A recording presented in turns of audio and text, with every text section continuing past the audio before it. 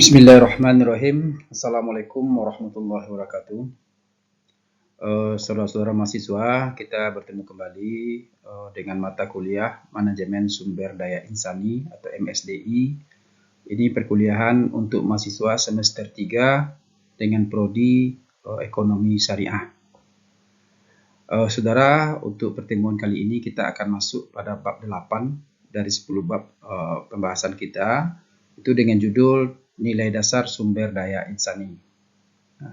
Kita sekarang masuk pada pertemuan ke-12 dan ke-13. Jadi untuk topik ini kita akan membahasnya dalam 2 kali pertemuan atau dengan durasi waktu 2 kali, yang masing-masing tiap pertemuannya itu adalah 2 kali 50. Saya ingatkan kemarin pada pertemuan yang lalu kita telah membahas tentang dinamika sumber daya insani kontemporer, di mana pada pembahasan itu kita telah bisa melihat fakta bahwa perkembangan ekonomi syariah itu semakin meningkat dengan tumbuhnya berbagai perusahaan-perusahaan atau lembaga-lembaga, baik itu lembaga keuangan ataupun non-keuangan yang bersifat syariah, yang jumlahnya itu selalu meningkat. Pertumbuhan lembaga-lembaga itu juga pada pertemuan yang sebelumnya lagi kita juga telah membahas tentang demand dan supply, tentang katakanlah staf, karyawan, tenaga, atau katakanlah yang akan bekerja di perusahaan-perusahaan itu. Nah, untuk pertemuan ini kita akan melihat bagaimana penerapan nilai-nilai dasar sumber daya insani yang terjadi atau yang terlaksana di perusahaan-perusahaan atau di lembaga-lembaga itu. Pertemuan ini kita akan membahas tentang peranan budaya perusahaan, rekrutmen, dan seleksi serta pelatihan dan pengembangan dalam perusahaan. Jadi ada 3 topik yang mana setelah mempelajari bab ini diharapkan kepada mahasiswa untuk mampu menjelaskan tentang peranan budaya perusahaan, rekrutmen dan seleksi, serta pelatihan dan pengembangan dalam sebuah perusahaan. Serta saudara bisa menghubungkan dan menunjukkan pelaksanaannya pada contoh perusahaan yang nanti akan diambil sebagai contoh. Perlu saya sampaikan, untuk topik ini kita ada 2 session mode perkuliahan. Session pertemuan yang ke-12 ini itu akan saya jelaskan tentang budaya perusahaan. Sementara nanti untuk rekrutmen dan seleksi, pelatihan dan pengembangan, itu nanti saudara akan bekerja dengan metode pembelajaran berbasis masalah, elaborasi, hasil pembahasan, dan pembelajaran tentang topik-topik itu. Baiklah, untuk pertemuan ini kita akan membahas tentang budaya perusahaan. Untuk itu tolong saudara perhatikan gambar yang ada berikut ini. Ya. Nah, ini lihat gambarnya, kira-kira gambar apa ini? Coba diperhatikan. Ini gambar pertama. Nanti saudara saya minta untuk menanggapi gambar-gambar ini. Ini gambar yang pertama. Kemudian ini gambar yang kedua. Ya. Sudah diperhatikan. Dan ini gambar yang ketiga. Ya, coba kita perhatikan gambar pertama, kedua, dan ketiga. Coba silakan saudara tanggapi gambar-gambarnya. Baik, terima kasih. Dari tanggapan-tanggapan saudara tadi bisa kita rangkum hasil tanggapan terhadap gambar-gambar itu. Bahwa gambar 1 itu terlihat itu karyawan atau buruh yang bekerja di pabrik, itu mungkin garmen, dengan jumlah yang mereka itu sangat banyak, mungkin ratusan, malah sampai ribuan mungkin. Tapi kita lihat mereka bekerja sibuk dengan pekerjaan masing-masing, dan mereka tertib, dan suasana perusahaan itu kita lihat atau pabrik itu kondusif, karena semuanya sibuk. Sementara gambar kedua, itu mungkin kita lihatlah gambar karyawan atau staf di perusahaan atau di kantor, yang mereka juga bekerja dengan tekun sesuai dengan tugasnya yang masing-masing, dan suasana juga kondusif. Berbeda halnya dengan gambar yang ketiga, di mana gambar ketiga itu kita lihat di sana karyawan atau staf di perusahaan atau di kantor yang suasananya tidak kondusif. Mereka semaunya masing-masing aja bekerja atau tidak bekerja. Kita lihat ada tadi yang main game, ada yang tidur, ada yang nelpon, ada yang pacaran. Jadi suasana kantor perusahaan itu sesuai dengan budaya yang ada di perusahaan itu sendiri. Nah, maka untuk itu kita akan bahas tentang budaya perusahaan. Yang pertama kita akan bahas dulu budaya perusahaan itu secara umum atau corporate culture-nya. Kemudian yang kedua, kita akan lihat juga bagaimana budaya apa lagi yang perlu diterapkan di perusahaan-perusahaan yang syariah. Nah, kita kembali ke gambar tadi bahwa budaya perusahaan itu adalah suatu tata nilai yang berasal dari atau antara sejumlah manusia, baik itu karyawan, staf, atau buruh, atau anggota dalam suatu kelompok atau yang ada di perusahaan itu atau organisasi itu. Di mana tata nilai tentang apa yang dianggap penting, baik, dan benar. Nah, ini yang kita katakan dengan budaya perusahaan. Jadi di sana ada tata nilai. Tata nilai yang mana itu dianggap penting dan baik dan benar. Nah, sehingga tujuan perusahaan itu bisa tercapai. Kita lanjutkan. Lalu apa fungsi dari budaya organisasi atau perusahaan itu? Fungsinya adalah untuk membentuk identitas bagi karyawan agar terbentuk komitmen bersama. Nah, kalau kita lihat dari gambar tadi lagi, itu pada gambar yang pertama dan kedua ada komitmen dari masing-masing karyawan dan stafnya. Sementara di gambar yang ketiga itu tidak ada, masing-masing suka-sukanya aja. Nah, itu yang terjadi di gambar yang pertama. Berarti fungsi budaya perusahaan itu membentuk identitas. Kemudian yang kedua, membentuk dan melestarikan stabilitas dan integritas yang ada di perusahaan. Kemudian mengembangkan dinamika. Dan yang keempat, pembentukan perilaku organisasi perusahaan. Nah, kesimpulannya gimana? Bahwa budaya perusahaan itu sebagai blueprint of conduct yang memelihara dan mengatur serta koordinasi kegiatan karyawan dan pimpinan. Jadi terjadilah di sana nanti efisiensi, efektivitas, dan proaktif dari semua pihak yang ada dalam perusahaan. Sehingga target-target yang direncanakan perusahaan itu bisa tercapai. Selanjutnya, kalau indikator bagaimana sebuah perusahaan itu sudah dikatakan berbudaya, ya, di sana telah terbentuk, ya, dan tumbuh daya dorong kepada siapapun yang bergabung dalam perusahaan itu berpikir, bersikap, bertindak sesuai dengan nilai-nilai.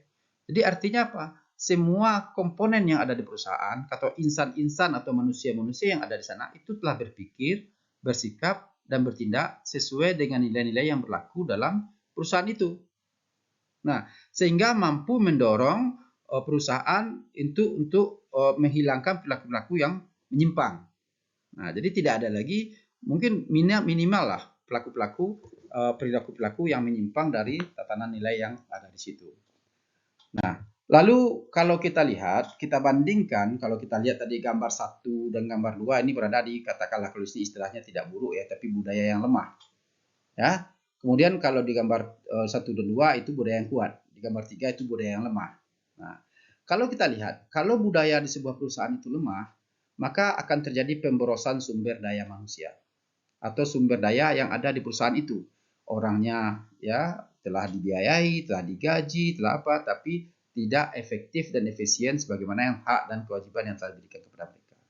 Kemudian yang kedua, itu tidak meratanya pembagian pekerjaan.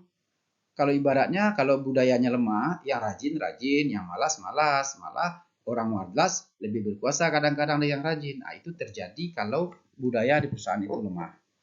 Nah, yang ketiga itu lack of focus. Artinya apa?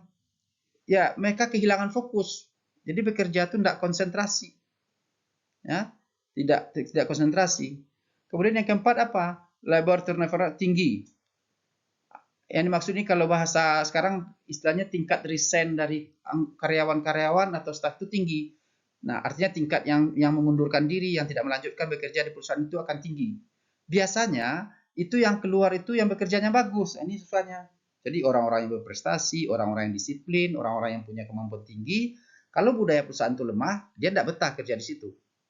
Sehingga juga karena dia tidak merasa dihargai. Ini yang berikutnya.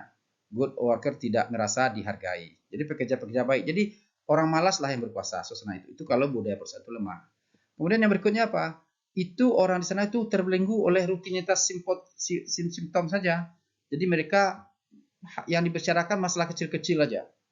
Ya mungkin masalah nunggu-nunggu gaji, bukan masalah produktivitas dan efektivitas serta perkembangan dari perusahaan.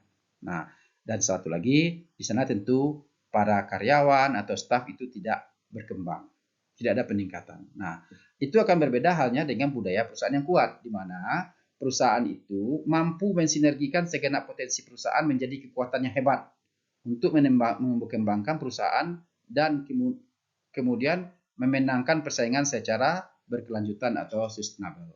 Nah, ini kalau budaya perusahaan itu kuat.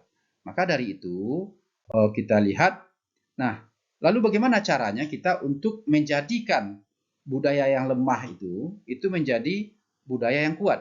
Nah, ini yang perlu kita lihat. Bagaimana cara kita merubah, itu kapan itu perubahan, ini akan bisa berubah atau siap untuk berubah jika para pemimpin yang telah bekerja itu efektif dan respektif. Jadi kuncinya pemimpin. Nah, sesuai dengan mata kuliah kita kan manajemen sumber daya insani. Jadi kita berada melihatnya perusahaan itu, kacamata kita bukan kita sebagai karyawan, tapi kita sebagai pemimpin atau manajer dalam perusahaan itu.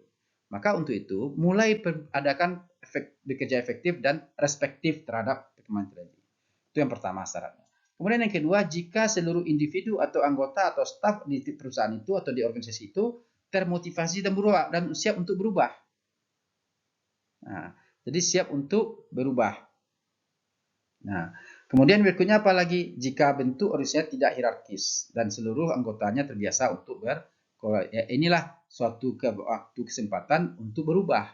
Nah, tentu kita ingin perusahaan itu apalagi nanti dari pemegang saham atau dari pemilik perusahaan tentu dia tidak mau rugi. Maka perlu diadakan perbaikan daripada budaya perusahaan itu. Lalu bagaimana cara merubah perilaku dari karyawan atau staf yang budaya perusahaan itu lemah atau katakanlah banyak yang tidak kondusif tadi. Nah, kita lihat. Jadi untuk itu, bagaimana menjadi organisasi yang berusia berubah itu, maka seorang pemimpin atau manajer itu lakukanlah kajian dari unit ke unit sesuai dengan kesiapan masing-masing unit. Nah, kemudian tingkatkan partisipasi semua pihak dalam tugas sehari-hari. Nah, ini. Jadi, misalnya tekan terus pengambilan keputusan pada unit tingkatannya, mulai untuk lebih terbuka, jalankan komunikasi dua arah, sebisa mungkin hindari segala simbol atau nilai yang berorientasi pada birokrasi, berdayakan sikap, membantu anggota yang memikirkan mengapa harus berubah. Nah, ini perlu. Kemudian juga yang tak kalah pentingnya memberi hak anggota untuk berpendapat. Jadi kalau begitu ini yang harus dilakukan oleh seorang pemimpin agar organisasi atau perusahaannya itu siap untuk berubah. Perubahan itu sehingga budaya dari perusahaan kita itu yang lemah atau katakanlah yang buruk tadi itu bisa kita jadikan budaya perusahaan yang kuat. Nah, maka ini secara umum. Nah, sekarang khusus kita lihat bagaimana di perusahaan syariah. Apakah cukup dengan budaya-budaya tadi? Mereka sudah rajin, mereka sudah disiplin, mereka bekerja dengan baik. Nah, untuk itu di perusahaan-perusahaan syariah ya, itu menurut Hafihuddin dan Tanjung bahwa budaya perusahaan syariah itu juga harus mencerminkan nilai-nilai Islam. Nah, ini bedanya. Jadi khusus untuk perusahaan-perusahaan syariah tercermin di sana bisa budaya-budaya Islam atau nilai-nilai Islam. Yang pertama mungkin bagaimana cara melayani nasabah atau klien, kemudian cara berpakaian, kemudian membiasakan sholat berjamaah, kemudian berdoa di awal dan di akhir bekerja dan sebagainya. Nah, selanjutnya untuk menjadi perusahaan yang punya identitas, ya katakanlah corporate identity Islami, jadi perusahaan yang mempunyai identitas Islam dan melekat dalam kepribadian setiap karyawannya, maka kita akan adakan sebuah pendekatan bahwa dalam lingkungan kantor atau lingkungan kerja itu kita budayakan. Yang pertama budayakan salam, budayakan sikap ramah, murah hati, ramah melayani, kemudian cara berbusana, jadi diatur juga dengan baik gitu. Kemudian lingkungan kerja yang bersih dan islami, kemudian juga kebiasaan untuk melakukan doa sebelum dan sesudah bekerja. Ini dalam lingkungan pekerjaan. Ini untuk corporate identity islami. Nah, selanjutnya apalagi yang kedua, secara masing-masing kepribadian islami untuk masing-masing itu atau katakanlah hubungan antara baik itu pimpinan atau karyawan dengan Allah atau dengan penciptanya, maka tentu ditingkatkan akidahnya. Maka perlu diadakan semacam pembinaan akidah, pembiasaan-pembiasaan ibadah, mungkin pelaksanaan atau pembudayaan akhlak yang baik, memahami Al-Quran, kemudian fikrah Islamiyah. Dan yang terakhir yang berkaitan dengan kepribadian Islam atau katakanlah hubungan sesama manusia. Nah, maka untuk itu kita harus mengajak karyawan kita itu keluarganya itu keluarga yang rukun dan bahagia. Itu keluarga yang Islami. Kemudian mereka mempraktekkan aturan-aturan muamalah sehari-hari. Kemudian mereka itu bermasyarakat, jadi tidak hidup eksklusif gitu, tidak membedakan diri di masyarakat atau dengan hidup mewah. Mereka harus hidup bermasyarakat, berperan dalam masyarakat. Kemudian juga memakmurkan masjid, menjauhi tempat-tempat maksiat. Nah, ini perlu kita ajak, kita katakanlah, kita sarankan kepada para staf-staf kita sehingga terciptalah kepribadian Islami untuk budaya dalam perusahaan kita itu. Nah, yang sifatnya Islam dan mungkin dengan budaya yang kuat, budaya yang baik, maka tentu akan menghasilkan katakanlah hasil dari perusahaan itu yang maksimal sesuai dengan target-target yang diberikan.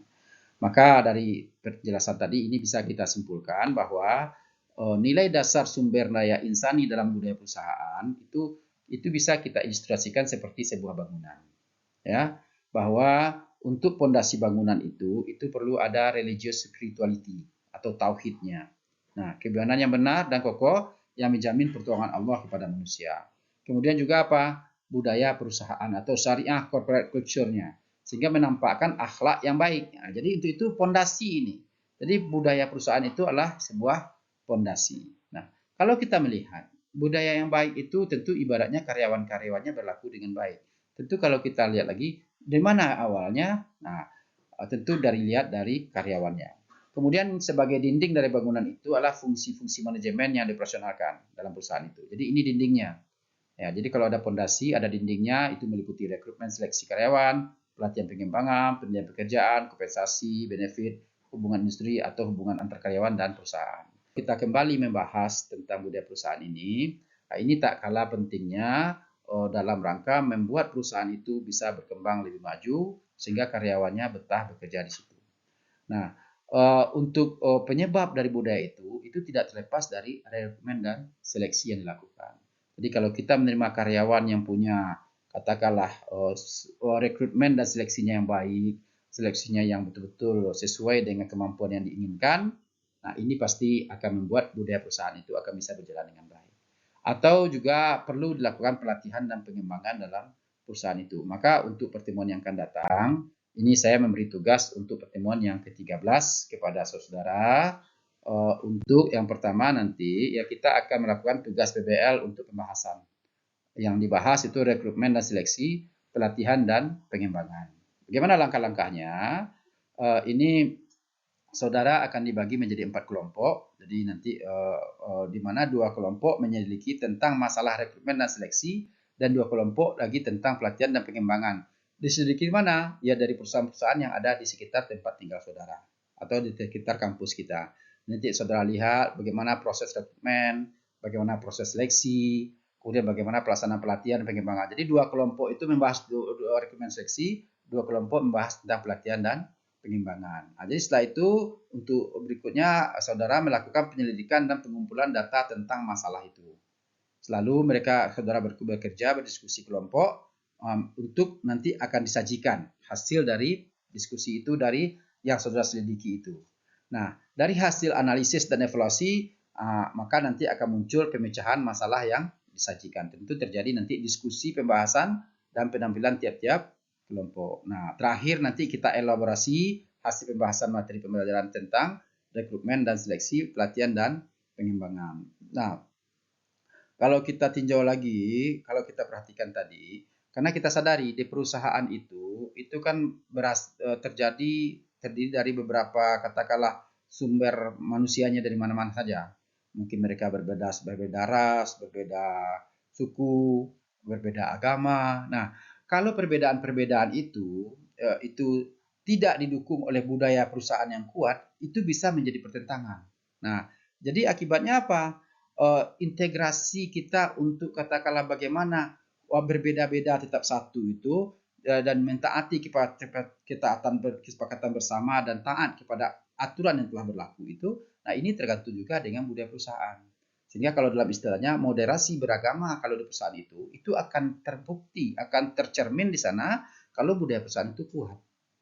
Nah, dan sebaliknya untuk perusahaan-perusahaan yang budayanya lemah, ini bisa berpotensi untuk menjadikan masalah, ya, sehingga moderasi beragama, mungkin integrasi bagaimana nilai-nilai luhur dari ajaran agama masing-masing itu bisa tidak tercipta.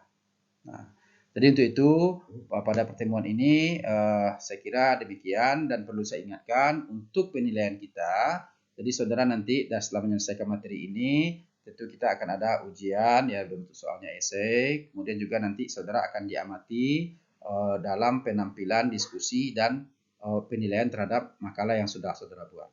Nah, jadi untuk itu kita akhiri saja pertemuan kita pada hari ini dengan sama-sama mengucapkan Alhamdulillah. Assalamualaikum warahmatullahi wabarakatuh.